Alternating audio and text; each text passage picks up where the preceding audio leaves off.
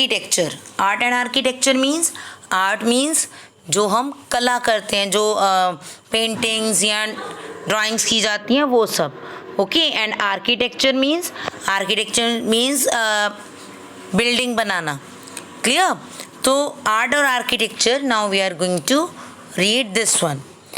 5 types of monuments we can found of that time, उस time के 5 architectural monuments मिलते हैं हमें। Which were these were palaces, stupas, caves, pillars, rock edicts. Palaces का meaning आपको पता है, राइट। पैलेसेस मीन्स महल, जो किंग का बहुत बड़ा पैलेस होता था।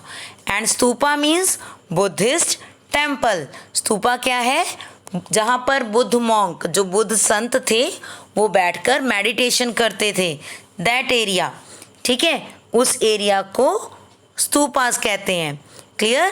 केव्स मीन्स, केव जो गुफा होती है, बड़े बड़े जो माउंटेन्स हैं उसके बीच में जो प्लेस होता है, दैट इज केव। जो खाली एक जगह होती है या रॉक को कट करके जो प्लेस बनाया होता है, that is caves, okay. Pillar means जो पिलर्स होते हैं, आपको पता है, जो ये इस तरह से लॉन्ग, जिनको हम खंबे भी बोलते हैं, these are the pillars. And rock edicts means rock के ऊपर रिटन वर्क, ओके। तो 5 टाइप के मॉन्यूमेंट्स हमें मिलते हैं, palaces, stupa, cave, pillar and rock addicts, okay. The palace of Ashoka was exquisitely beautiful. जो अशोका का पैलेस था वो बहुत ज़्यादा ब्यूटीफुल था। फाहियान जो चाइनीज ट्रेवलर है, he was astonished to see it and remarked that the palace must have been constructed by God. Okay, जो फाहियान था, जो चाइनीज ट्रेवलर था, वो इसे देखकर एस्टॉनिश मीन्स हैरान हो गया। एंड उसने क्या रिमार्क्स दिए इसके लिए, क्या बात कही, उसने कहा that the palace must have been constructed by gods, कि ये जो पैलेस है ये गॉड ने बनाया है, it is not done by the main, okay. Next is Stupa of Sanchi and its gateway is the best example of architecture of that period. Here you can see the stupa and the pillar of Sarnath. Okay, ये सारनाथ में स्तूपा और pillar दिखाया है। Same as Sanchi नाम के area पर भी स्तूपा बनवाया अशोका ने, और उसके आगे एक गेटवे, बहुत बड़ा गेट बनवाया था, okay, and this is the best example of architectural work. The Mauryan rulers dug many caves for the monks to live in. Mauryan rulers ने बहुत सारी caves बनवाई, rocks के अंदर बहुत सारी caves बनवाई, so that monks can live here and meditate there, okay. Such caves have been found in Barabar और Nagarjuna hills and Yakshi at Didarganj near Patna. बहुत सारी केव्स हमें ऐसे ही हिल्स में, यानी कि पहाड़ों में मिलती हैं। कौन सी हिल्स में? बाराबार और नागार्जुन हिल्स में। एंड यक्षी एट दीदारगंज, जो पटना के पास है, okay. Finest example of architecture can be seen in the form of stone pillars. King Ashoka ने बहुत बड़े बड़े पिलर्स बनवाए थे। You can see the pillar here. ये पिलर दिख रहा है आपको, ऐसे बहुत बड़े बड़े पिलर्स बनवाए थे। और इन पिलर्स पर सबसे जो टॉप पर एक एनिमल की फिगर होती थी, and mostly it was a lion, ठीक है। और ये ज़्यादातर लायन की फिगर थी, क्लियर। तो ये जो स्टोन पिलर्स थे, इनका जो सरफेस है, that is very much shining surface, okay. These pillars were crowned with animal figures and धर्म चक्र। आपने एक चक्र देखा होगा जो हमारे फ्लैग में भी है, तिरंगे में इस तरह का एक चक्र है, इसके अंदर 24 स्ट्रिंग्स हैं, लाइंस हैं बनी हुई, राइट।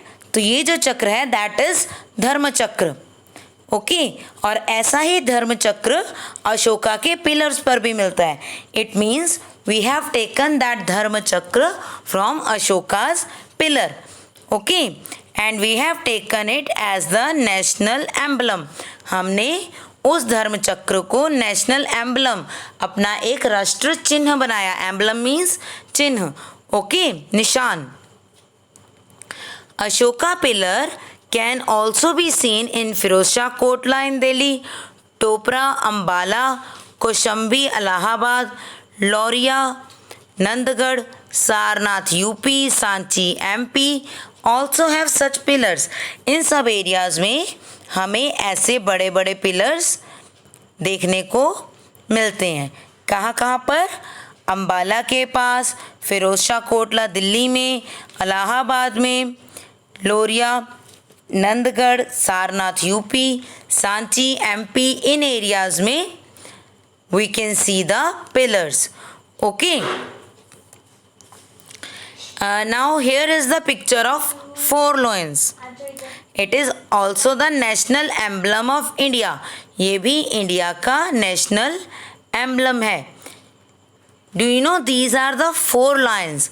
यहाँ पर 4 lions है, but only 3 can be seen, ठीक है, सिर्फ 3 दिखाई देते हैं। और 4th कहाँ है? एक तो ये 1, 2 and 3 and the 4th one is just behind this line. इस लाइन के बिल्कुल पीछे 4th लाइन भी है, ओके। तो the 4 line statue is adopted as the national emblem, okay, and these can be seen on the official papers, notes and coins of India. हमें बहुत से एरियाज में बहुत सी चीज़ों पर ये एम्बलम दिखाई देता है। जो ओल्ड करेंसी है, नोट है, या न्यू करेंसीज पर भी, कई करेंसीज नोट पर भी ये एम्बलम दिखाई देता है, ओके। और अगर हम कोई गवर्नमेंट पेपर देखते हैं तो उस पर भी ये एम्बलम, ये जो मार्क है, ये विजिबल होता है, okay. Next is rock edicts. Rock पर जो रिटन वर्क है, it was found in Rupnath. Rupnath में मिलता है ये, सहसराम में मिलता है एंड बैरात राजस्थान में। इन एरियाज में हमें क्या मिलते हैं? रॉक एडिक्ट्स, यानी कि रॉक पर लिखी हुई चीज़ें, okay. Later on monasteries were made for the monk. Monks के रहने के लिए पहले तो केव्स बनाए गए, ओके, और बाद में क्या बनाए गए? मोनेस्ट्रीज। मोनेस्ट्रीज बनाई गई मॉन्क्स के रहने के लिए, okay. And Ashoka was making every effort to spread the message of peace to the neighbouring countries. The Chinese emperor were building the Great Wall to protect their boundaries by forcing thousands of people to work on the construction of extreme weather. अब जहाँ एक तरफ जो king Ashoka था, he was following the path of non-violence, वो अहिंसा का यानी कि ना लड़ने का एक पाथ फॉलो कर रहा था, and he just spreading the message of peace. हर एरिया में वो पीस का मैसेज स्प्रेड कर रहा था। But on the other hand जो चाइनीज़ रूलर थे, they were just busy in building the great wall of China. China की वॉल को फॉर्म करने में, बिल्ड करने में वो बिजी थे, और उसकी कंस्ट्रक्शन के लिए उन्होंने 1000 ऑफ पीपल को फोर्स किया to work, okay, in extreme weather condition. बहुत ठंड या बहुत गर्मी, जो भी वेदर कंडीशन हो, उन कंडीशंस में उन्होंने जो पीपल थे उन्हें फोर्स किया to build the great wall of China, okay. Now the last one is decline of Mauryan empire, कि मौर्यन एम्पायर का एंड कैसे हुआ, okay, the main reason is the policy of Ashoka. Ashoka की जो पॉलिसी थी that we have to win hearts not the territories, हमें heart win करना है, टेरिटरी विन नहीं करनी है। ये उसकी एक पॉलिसी थी नॉन वायलेंस की।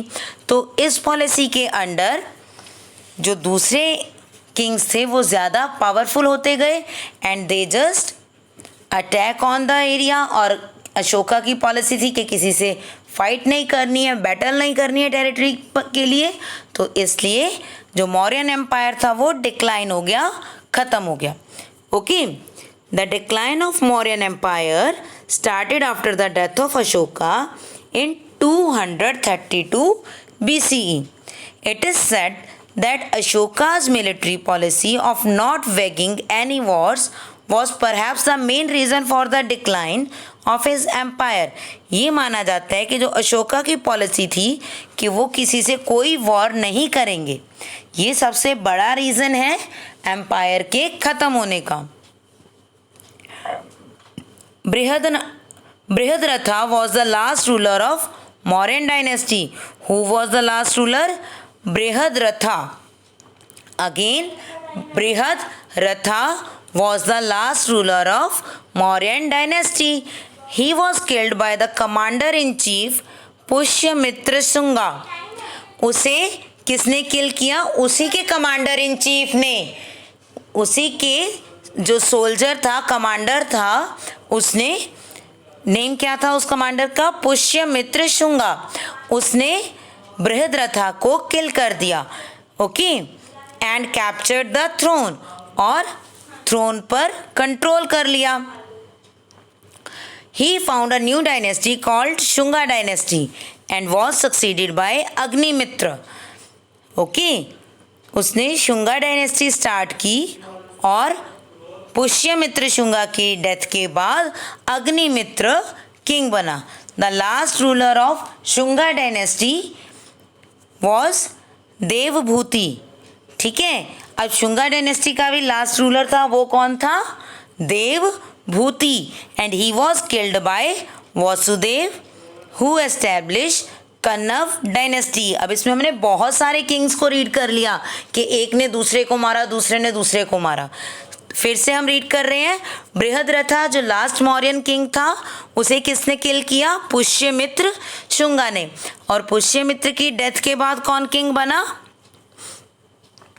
पुष्यमित्र की डेथ के बाद अग्निमित्र बना, और अग्निमित्र ने बहुत टाइम तक रूल किया, 147 से 139 BCE तक। And the last ruler of Shunga dynasty जो देवभूति था, उसे किसने किल किया? वासुदेव ने, और वासुदेव किंग बन गया उसके बाद। Okay, and started the Kanva dynasty in 72 BCE। Okay, that's it for today बेटा। ये आपका चैप्टर इसके साथ ही ख़त्म होता है। कौन सा चैप्टर था हमारा? Chapter 13, the Mauryan dynasty. Okay, तो आप ये सब अच्छे से रीड करेंगे, और अगर आपको कुछ भी प्रॉब्लम होती है यू कैन आस्क। ओके बेटा।